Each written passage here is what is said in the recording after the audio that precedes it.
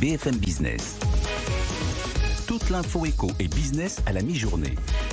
60 minutes business. Stéphane Pedrazzi.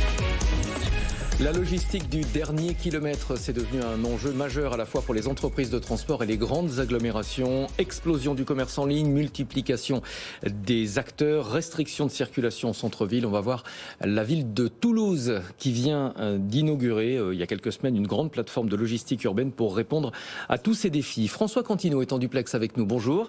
Vous êtes président de TLU, Toulouse Logistique Urbaine. Alors vous n'êtes pas une société de transport, vous avez créé une plateforme logistique pour justement les acteurs du transport et du commerce. Expliquez-nous. Tout à fait, c'est un projet en fait qui est à l'initiative de Toulouse Métropole, donc on est intimement lié à la collectivité, qui a souhaité confier à un opérateur privé, en l'occurrence le groupe La Poste et sa foncière Postimo, une opération de construction et de gestion d'une plateforme vraiment dédiée à la logistique du dernier kilomètre, à la logistique urbaine, pour pouvoir accueillir, dans Toulouse d'ailleurs, parce qu'on est dans Toulouse intramuros, différents acteurs spécialisés dans ce type de distribution, et puis arriver justement au côté le plus vertueux possible de la logistique urbaine, en proposant des espaces permettant de muter vers des modes de transport propres et puis de massifier le transport pour éviter une déperdition en fait, des marchandises transportées par les véhicules. En quoi est-ce que ça répond aux enjeux que je mentionnais, la multiplication des sociétés de transport, les difficultés de circulation notamment ?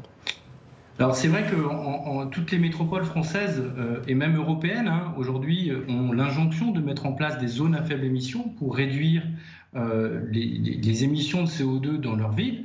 Et le transport de marchandises a une part qui n'est pas anodine là-dedans, même si ça ne peut représenter qu'un tiers, même un petit peu moins, 20% du trafic routier, ça va représenter jusqu'à 40% des émissions de particules fines.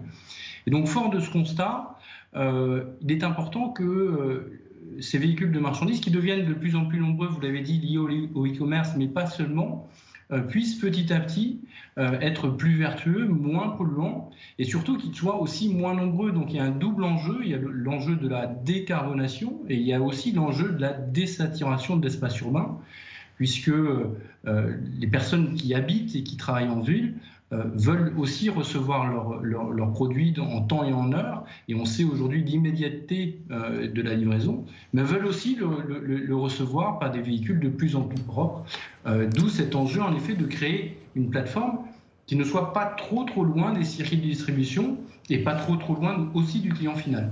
Alors l'une des tendances, et vous venez de le mentionner, c'est la livraison ultra rapide de produits de première nécessité en centre-ville. Ça soulève pas mal de questions, notamment sur le plan environnemental. Est-ce qu'à votre avis, il faudra arbitrer un jour entre des livraisons ultra rapides, on parle maintenant de moins d'un quart d'heure, et l'impact environnemental de ces livraisons ? L'enjeu pour le transporteur, c'est de faire en sorte que son véhicule parte au maximum plein et revienne au maximum plein. Donc il y a en effet l'enjeu de la décarbonation qui est mis en place par les zones à faible émission et qui impose d'une certaine manière que les véhicules soient de moins en moins polluants. Mais il est évident qu'il faut travailler, tant du point de vue des collectivités et du régulateur que du point de vue des transporteurs, vers une idée de massifier ce transport pour optimiser en fait le volume transporté.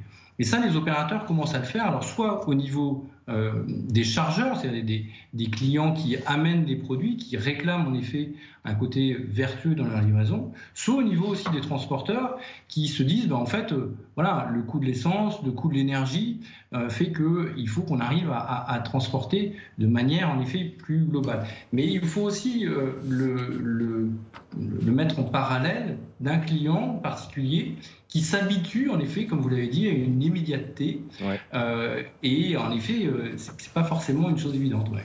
Merci beaucoup François Cantino, président de Toulouse Logistique Urbaine. J'en profite pour signaler que BFM Business délocalise une grande partie de ses programmes à partir de ce soir 20h. Ce sera donc à Toulouse pour Tech & Co, François Sorel dès 20h et bien sûr demain la matinale. Christophe Jacubizine, Sandra Gondouin seront eux aussi en direct de Toulouse.